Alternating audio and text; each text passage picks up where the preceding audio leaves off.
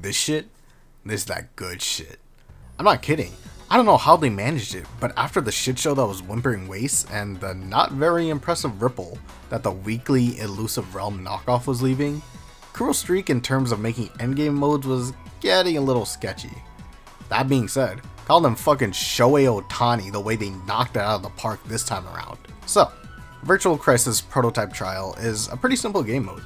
You play through various stages and fight against a horde of mobs and then a boss, gauntlet style. It's pretty simple, but the gimmick of this game mode is that there are difficulty modifiers called stress modules, which you can apply and remove, adjusting the stress level. The higher the stress level, the harder the stage. And my god, who would have thought something so simple would be so sweet? Oh wait, I did. The different modifiers can range from just basic buffs like empowering the enemies, to debuffs that reduce your stamina and health, to a variety of different mechanic changes, such as enemies being able to pull you in every couple of seconds, or leaving a damaging circle upon death. You have full control and can truly customize your experience, and it's so perfect for so many reasons. The most obvious aspect regarding endgame modes is that they're tailored towards the experienced player, or the player that's been developing their account consistently.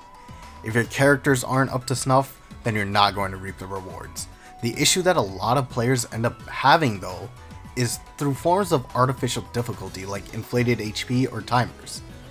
Now, these aren't bad methods inherently to increase difficulty, and at some point it is mandatory.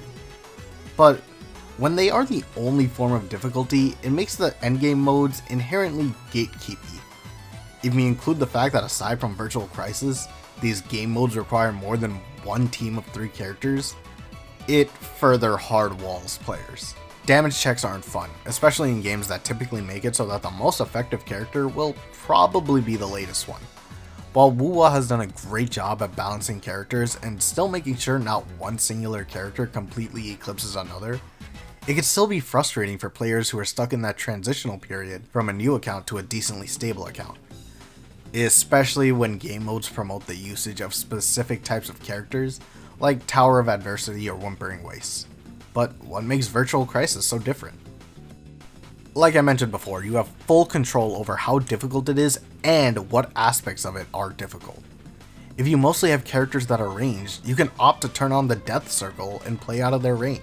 Or if you have characters that focus on mid-air combat, you can apply modifiers that further promote that mid-air combat. You're also given the option of support modules, which can amplify the specialty of your team, like this module that buffs the hell out of Carlotta, or a more general one like this one for 𝗖cie𝗽𝗆𝗵𝗁. You're allowed to play in the way that you want while also still participating in difficult content. What makes this even better? There's no timer. You can take as long as you want in this fight, which gives players a little bit of leeway. If they don't have the damage to clear it fast, that's fine. As long as they have the skills to survive and finish the battle, then they have earned the rewards. Not only that, but this lets players be more creative and have fun with the characters they want to bring. We've already seen the ridiculous dungeon main challenges, where they're soloing tactical holograms with 3 fingers, blindfolded, dancing to caramel dancing, while also having a bucket on their head. I kid you not, this is a real video and I need you guys to really understand that these people are certified threats and need to be studied.